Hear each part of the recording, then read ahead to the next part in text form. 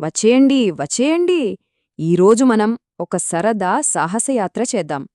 గిర్రున తిరిగే ఒక మాయా తిరగలి గురించిన కథ ఇది. ఒక్కసారి ఆలోచించండి. మన దగ్గర ఒక స్పెషల్ బొమ్మ ఉందనుకోండి. మనం అడిగినవన్నీ ఇచ్చేసే బొమ్మ, స్నాక్స్, చాక్లెట్స్ అన్నీ. భలే ఉంటుంది కదూ. మన కథలో కూడా సరిగ్గా అలాంటిదే ఉంది. అనగనగా ఒక ఊర్లో ఒక చిన్న ఇంట్లో చాలా చాలా మంచి భార్యాభర్తలు ఉండేవారన్నమాట. వాళ్ళ మంచితనం గురించి ఊరంతా చెప్పుకునేవారు. అలా ఉండగా ఒకరోజు ఒక బామ్మగారు వాళ్ళింటికొచ్చి వాళ్లకి ఒక గిఫ్ట్ ఇచ్చారు. అది ఎలా ఉందంటే గిర్రున తిరుగుతూ భలే శబ్దం చేస్తోంది. అసలు ఆ గిఫ్టేంటో తెలుసా? అదొక మాయా తిరగలి. చూడ్డానికి బుజ్జిగా చిన్నగా ఉంది కాని దానిలో ఒక పెద్ద హ్యాపీ సీక్రెట్ దాగుంది.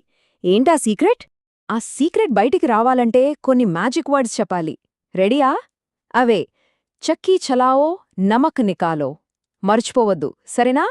ఎందుకంటే అసలు మ్యాజిక్ ఇప్పుడే స్టార్ట్. వాళ్ళు అలా చెప్పగానే ఏమైందో తెలుసా?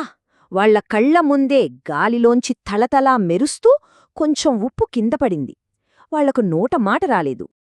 ఇంకా వాళ్ళు ఆశ్చర్యంగా చూస్తూనే ఉన్నారు. ఆ కొంచెం ఉప్పు కాస్త ఇంకా ఇంకా పెరుగుతూ ఒక పెద్ద కుప్పలా అయిపోయింది. ఆ తిరగలి మాత్రం ఇంకా తిరుగుతూనే ఉంది, గిర్రుగిర్రున. అంతేనా? కానే కాదు. ఆ ఉప్పు కుప్ప ఏకంగా ఒక చిన్న కొండంత అయిపోయింది. అబ్బో! ఇంత చిన్న తిరగలి ఇంత పెద్ద మ్యాజిక్ చేస్తుందని ఎవరైనా అనుకుంటారా చెప్పండి? సరే, ఇక్కడే ఒక డౌట్. ఈ తిరగలి ఉప్పు మాత్రమే ఇస్తుందా, లేకపోతే వేరేవేమన్నడగొచ్చా?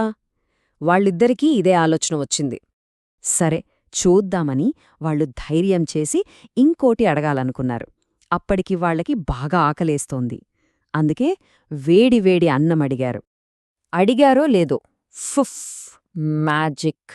ఆ తిరగలి నుండి అన్నం రావడం మొదలైంది.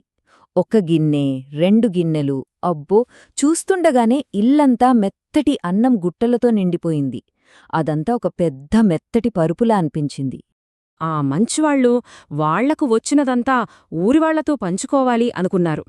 ఇక చూడండి, ఆ తిరగలి ఇచ్చే వస్తువులు ఇల్లు దాటి ఊరంతా నిండిపోసాగాయి. అందరూ ఎంత హ్యాపీయో! అయితే ఆ సంతోషం ఎక్కువసేపు లేదు.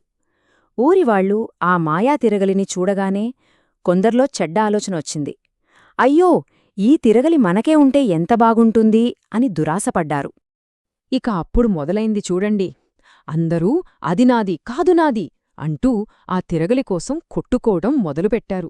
ఒకరినొకరు తోసుకుంటున్నారు, లాక్కుంటున్నారు. మొత్తం ఒక పెద్ద గందరగోళమైపోయింది. ఆ గొడవలో, ఆ గందరగోళంలో పాపం ఆ బుజ్జి మాయా తిరగలి ఎక్కడో జారిపోయి మాయమైపోయింది. వాళ్ల దురాశ వల్ల ఆ అద్భుతమైన గిఫ్ట్ పోయింది. చూశారు కదా తేడా? మొదట్లో ఒక ఇంట్లో అందరికీ సరిపడా భోజనంతో అంతా హ్యాపీగా ఉన్నారు. కాని ఎప్పుడైతే దురాశ మొదలైందో ఊరంతా వస్తువులతో నిండిపోయి గజిబిజిగా మారిపోయింది. మనకు కావాల్సినంత ఉండటం వేరు, అతిగా ఆశపడటం వేరు. కరెక్టే కదా? అయితే ఈ కథ మనకు ఏం నేర్పిందంటే, 1. పంచుకుంటే చాలా సరదాగా ఉంటుంది. 2. మన దగ్గరున్న వాటికి, మనకు దొరికిన బహుమతులకు థాంక్స్ చెప్పాలి. 3. ఏదైనా సరే మరీ ఎక్కువగా ఉంటే అంత గందరగోళమైపోతుంది. సరే, కథ అయిపోయింది. కాని ఒక చిన్న ప్రశ్న. ఒకవేళ ఆ మాయా తిరగలి మనకు ఒక్కరోజు దొరికితే మనం దాంతో ఏ మంచి పనులు చేయొచ్చు? దురాశ పడకుండా దయతో ఎలా వాడొచ్చు? ఆలోచించండి, సరేనా?